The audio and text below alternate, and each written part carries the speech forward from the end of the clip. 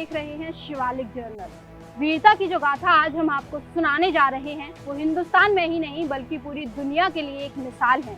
1962 की हार के किस्से तो आपने जरूर सुने होंगे, लेकिन उस हार के बीच जो जीत मिली उसकी दास्तां हम आपको सुनाएंगे। ये कहानी एक परमवीर की नहीं, ये कहानी है 120 परमवीरों की, जिनका सामना खुद से मजबूत दुश्मन से था, 10 गुना ज्यादा सैनिकों से था, बेहतर हथियारों से था, विश्वासघात से था।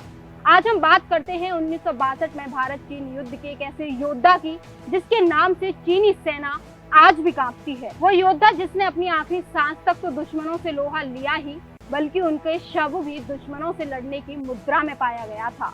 जी हाँ, हम बात कर रहे हैं वीरों की भूमि राजस्थान के सपूत मेजर शैतान सिंह की। शैतान सिंह भाटी का जन्म 1 दिसंबर 1924 को राजस्थान के जोधपुर जिले के बंसार गांव के एक राजपूत परिवार में हुआ था। उनके पिता लेफ्टिनेंट कर्नल हेम सिंह थे, जिन्होंने पहले विश्व युद्ध के दौरान फ्रांस में भारतीय सेना के साथ सेवा की और ब्रिटिश सरकार द्वारा Order of the British Empire से सम्मानित किए गए थे। मेजर शैतान सिंह ने जोधपुर के राजपूत हाई स्कूल में अपनी मैट्रिक तक की पढ़ाई की। स्कूल में वो एक फुटबॉल खिलाड़ी के रूप में अपने कौशल के लिए जाने जाते थे। 1943 में स्कूल की पढ़ाई पूरी करने के बाद सिंह जसवंत कॉलेज गए और उन्होंने 1947 में स्नातक किया। 1 अगस्त 1949 को एक अधिकारी के रूप में जोधपुर राज्य बलों में शामिल हो गए।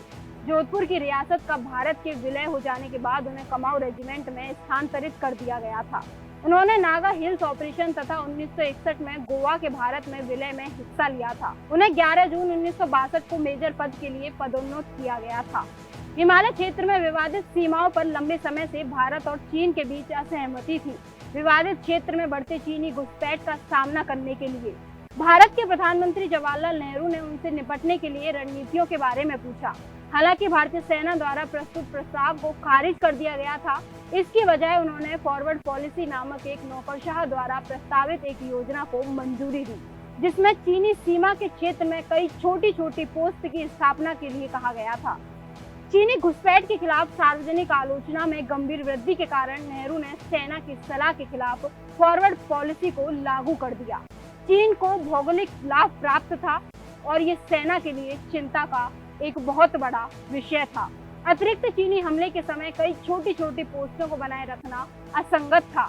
इस पर नेहरू ने ये मान लिया था कि चीनी हमला नहीं करेंगे, लेकिन चीन ने चीन भारत युद्ध की शुरुआत कर दी। युद्ध के दौरान कमाऊ रेजिमेंट की 13वीं बटालियन को चुशुल सेक्टर में तैनात किया गया था। समुद्र तल से 50,000 मीटर की ऊंचाई पर मेजर शैतान सिंह की कमान में सी कंपनी रेजोंग लॉ में एक स्थान पर थी और इस क्षेत्र को 5 प्लाटून पोस्टों द्वारा बचाव किया जा रहा था। 18 नवंबर 1962 की सुबह चीनी सेना ने हमला कर दिया और भारतीय सेना ने आक्रामक तरीके से तैयारी की थी, क्योंकि उन्होंने चीनी सेना को सुबह 5 बजे मंद प्रकाश में आगे बढ़ते हुए देखा था। जैसे ही भारतीय सेना ने दुश्मनों को पहचाना, उन पर light machine gun, rifles, motor और ग्रेनेड से हमला कर दिया। कई चीनी सैनिक वहीं ढेर हो चुके थे। लगभग 6 बजे चीनी सेना ने पुनः मोटार से हमला करना शुरू कर दिया और लगभग 350 सैनिक आगे बढ़ना शुरू कर दिया। चीनी सेना द्वारा सामने से किए गए हमले में असफल होने के बाद लगभग 400 चीनी सैनिकों ने पीछे से हमला कर दिया।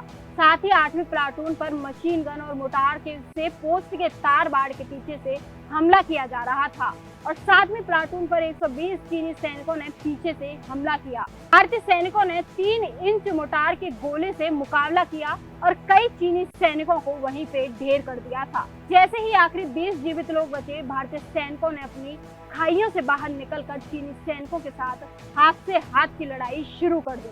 हालांकि प्लाटून जल्द ही चीन के अतिरिक्त सैनिकों के आगमन से घेर ली गई और आखिरकार 7वीं और 8वीं प्लाटून में से कोई भी जीवित नहीं बच सका। मेजर शैतान सिंह भाटी की वीरता भरे देश प्रेम को सम्मान देते हुए भारत सरकार ने वर्ष 1963 में उन्हें मरणोपरांत परमवीर चक्र से सम्मानित किया, जो 18 नवंबर 1962 से प्रभावी हुआ। कहा जाता है कि चीनी सैनिकों की टुकड़ियों से आक्रमण किया, लेकिन शैतान सिंह और उनके साथियों ने 1000 से अधिक चीनी सैनिकों की जान ले ली थी। इस सीधी टक्कर में भारत के भी 109 सैनिक वीर गति को प्राप्त हुए थे। शैतान सिंह खुद जख्मी होने के बाद भी सैनिकों का हौसला बढ़ाते रहे थे। 2000 से अधिक चीनी सैनिकों ने शैतान सिंह और उनके साथियों की पोस्ट पर हमला किया था। भारत के हर जवान के पास केवल 400 राउंड गोलियां थी और हथगोले भी बेहद कम थे। भारत के 123 सैनिक हड्डियां जमा देने वाली ठंड में उन चीनी सैनिकों का मुकाबला कर रहे थे जिनके पास भारी हथियार थे। कहते हैं कि सुबह के वक्त चीनी सेना ने हमला किया था और दिन भर की लड़ाई के बाद चीनी सेना को लगा कि भारत की ये टुकड़ी संख्या बल में उतनी छोटी नहीं है जैसा कि वो सोच रहे थे। इसके बाद चीनी सैनिक पीछे हटने लगे। इसी दौरान शैतान सिंह को गोली लग गई थी। उनके साथी हवलदार ने उनसे कहा कि वो नीचे चलें ताकि इलाज शुरू किया जा सके, लेकिन शैतान सिंह ने इलाज की बजाय अपने फर्ज को प्राथमिकता दी और सैनिकों का हौसला बढ़ाते रहे। एक के बाद एक सैनिक शहीद हो रहे थे। अपने साथियों की जान जाता देख शैतान सिंह का खून खौल उठा और घायल अवस्था में भी उन्होंने बंदूक उठा ली।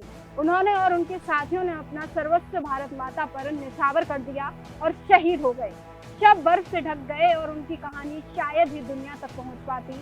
2 महीने बाद चिसूल गांव में जब लोग भेड़ चराने गए तो उन्हें सैनिकों के शव नजर आए। इस बात का पता जब भारत सरकार को चला तो एक फौजी टुकड़ी वहां पहुंची। इस टुकड़ी ने पाया कि अंतिम सांस लेते हुए भी शैतान सिंह और बाकी भारतीय सैनिकों की उंगलियां राइफल के ट्रिगर पर थी। कई जवानों के हाथों में हथगोले भी थे। थोड़ी दूरी पर करीब 1000 चीनी सैनिकों की लाशें भी मिली थी। मरणोपरांत शैतान सिंह को परमवीर चक्र से नवाजा गया। जय हिंद, जय भारत। अगर आप ये वीडियो YouTube पर देख रहे हैं तो हमारे चैनल को सब्सक्राइब कर बेल आइकन दबाना ना भूलें। अगर आप हमारी वीडियो को Facebook पर देख रहे हैं तो हमारे पेज को फॉलो और लाइक करना ना भूलें।